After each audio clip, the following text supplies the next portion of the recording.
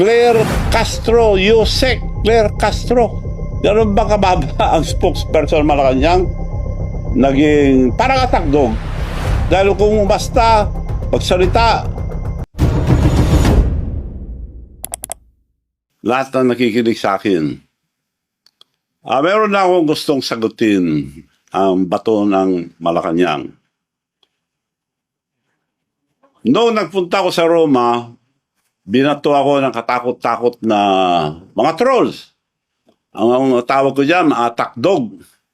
Alam niyo ba attack dog? Ulol na aso, pag nakaamoy ng pera, kakagat. Now, sasagot, lahat, tandaan niyo po ito, isa lang ang salita ko. Pag may totoo sa mga panira nila, magpapakulong ako. Ngayon, hindi sila nakontento sa trolls. Ngayon, ang naging trolls, yung spokesperson ng Malacanang, Claire Castro, Yusek Claire Castro. Ganun ba kababa ang spokesperson ng Malacanang? Naging parang atakdog. Dahil kung basta magsalita, parang atakdog. Alam niyo ba, girl, ang pagsasalita mo, para kang attack dog. Alam mo ba, attack dog, sinabi ko na, pag nakaamoy ng pera, kakagat. Naubusan na ba kayo ng attack dog na ikaw na mismo ang nagsasalita? Magsalita kayo ng totoo para paniwalaan kayo ng tao. Wala kayong isang salita eh. Sasagutin ko, ano yung mga issue mo sa akin? Nabanggit mo, weteng. Sabihin ko sa'yo, on record tayo mag-base lahat. Kung gusto kong weteng panahon ni GMA, madami akong makukuha. May kinunaba ko mas isa, magtanong kayo sa mga may ng STL, yung mga nagpapaweteng nung araw, doon sa bayan, sa probinsya ni Presidente. Wala akong kinuha. Kung interesado ko, ang dami mong nakuha. O, yun ang sagot ko sa weteng. Ano pa ang issue? Ang dami mong binabato na hindi totoo. Ano pa ba yung mga issue niya? PCSO. PCSO. Ikaw nagsabi yan, ha, girl? Miss Claire Castro. Ikaw nagsabi, ano ba meron dyan? Bakit yun ang gusto mo? Bakit yan? Director. Bakit pinagpipilit mo, director? Hindi ko po pinagpipilit. In-offer yan dahil ang sinabi sa akin ni First Lady noon, ikaw nagsabi si First Lady noon, there must be something for Manong Chavit, ang laki na tulong. PCSO o PAGCOR.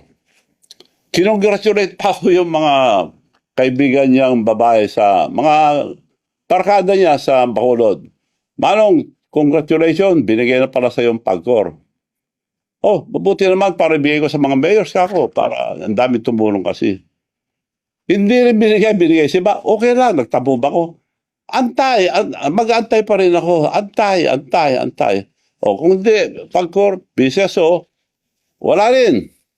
O, ito na. Nagtambo ba ako? Hindi. Antay pa rin ako. Pinag-antay ako, antay pa rin. Pumunta sa bahay ko si Melionaryong Robles. Chairman ngayon ng PCSO. Milyonaryo na raw, kaya tawag ko dyan, Melionaryong Robles. Pumunta sa bahay. O Manong, gusto kitang tulungan, ganito. Ibibigay ko sa iyo ang, magantay ka lang, antay. Oo, bibigay ko sa iyo ang Laguna at Batangas. So, salamat naman para maibigay ko sa mga mayors na tumulong. Nung ibibigay na, tapos na antayin mo lang na matapos ang kontrata, nung tapos na, kinausap ako. Kailangan kausapin mo sa taas. Bakit? May instruction sa taas na bibigay sa iba. So, sino? Yun daw, doktor niya at saka meron pa. Hindi ko nasasabihin yung iba. Sosyo-sosyo sila. O, nagantay ako, nagtampo ba ako? Antay pa rin ako. Antay ako ng antay, lahat ang sinabi, 3 taon na ako pinag-antay. Antay. Anti-Marcos na ako. Pinag-antay ako eh. So, yun ang sagot ko sa PCSO. Wala akong interest, girl, sa PCSO. Director lang. Na sinasabi mo, interest. Anong pinag-interesan mo dyan? Sila nag-offer niya, director lang. Dahil yun ang bakante nun. Isa-isa, nag-appoint. Oh, meron na naman na-appoint. Sabi ni Presidente mismo, baka naman malaking hindi, director na lang daw. O, director, okay. Madali yan. Libo yan, dami yan. Oh. Sabi naman ni Secretary Lagdame, ako bahala. Director lang ng piso, ako bahala. Antay ka lang. Antay.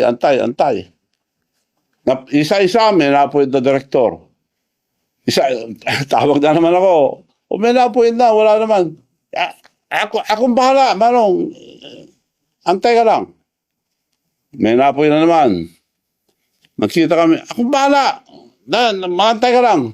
Hanggang napuno. To cut the story short, napuno. Ayun. Hanggang ngayon, wala. So, wala silang isang salita.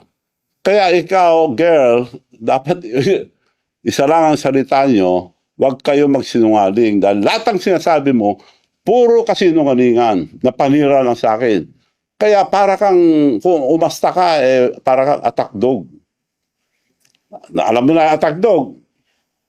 Ulol na aso, pag nakaamoy ng pera, kumakagat. Parang ganun na ang tsura mo sa, hindi ka na spokesperson ng Malacanang.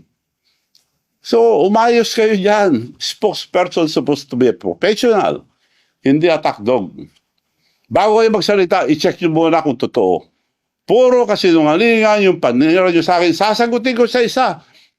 Kung babanatan nyo ako ng mga kasinungalingan, babanatan ko kayo ng doble. Hindi ko lang nadala yung papel dito. Sa susunod, papakita ko.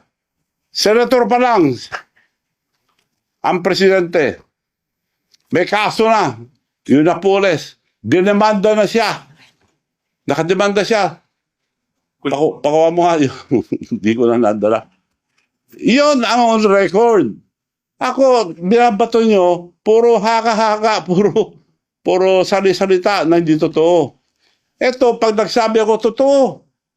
Sinong may kaso? Nademanda si Senator Bongbong Marcos.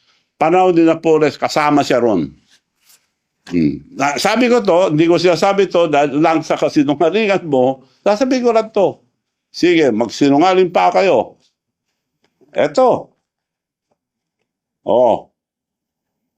Bongbong Marcos sued for plunder over pork barrel scam. Ayan ang nakarecord. Madam Spokesperson. Ito. Girl, tingnan mo ito, girl. Ito. Bongbong Marcos sued for plunder. Plunder filed versus Bongbong Marcos over 205 pork barrel scam. Yan ang record. Hindi ko na sana ilalabas to, pero girl, ikaw nag-umpisa, tatapusin ko. Pagsalita kayo, yung totoo. Ako, sasagutin ko kayo, puro totoo ilalabas ko. So, yun lang po ngayon. Marami pa kayong maririnig. Antayin natin yung mga tagdog. Puro kasinungalingan. Ulitin ko po, kung may katotohanan, yung mga sinasabi nyo sa akin, magpapakulong ako. Hindi ako kagaya yun, nagsisinungaling. So kontento ka na, girl, na wala akong interest sa PCSO, sila na nga ako. Pinag-antay-antay ako. 3 taon akong nag-antay. Now, you cannot blame me. Anti-Marcos na ako, pinag-antay na ako. Silang gumawa sa akin eh. Gumastos ako. Tinulungan ko sila. Araw-araw kami lang lumalabas. Unang labas pa lang, Presidente, inisulto na ako sa Japan. Sinabi ko na yun, ulit-ulit. Binati lahat na nasa presidential table, pinalala pa yung anak niya, Sandro, Dad, Manu Chavez here. Hindi ako pinansin. Bastos yun, pero hindi ako nagtampo. Kinausap ko pa rin sila. Nasaktan ako? Of course, nasaktan ako. Dahil tao lang ako, hindi ako plastic. So, girls, tandaan mo ito. Dahil nakasama ka na sa nag-aatake sa akin, sasagutin kita maski sa anong sabihin mo. Pero magpakatotoo kayo. Marami akong ilalabas. Totoo lang lahat. Maraming salamat po at sa susunod, magkita-kita po ulit tayo.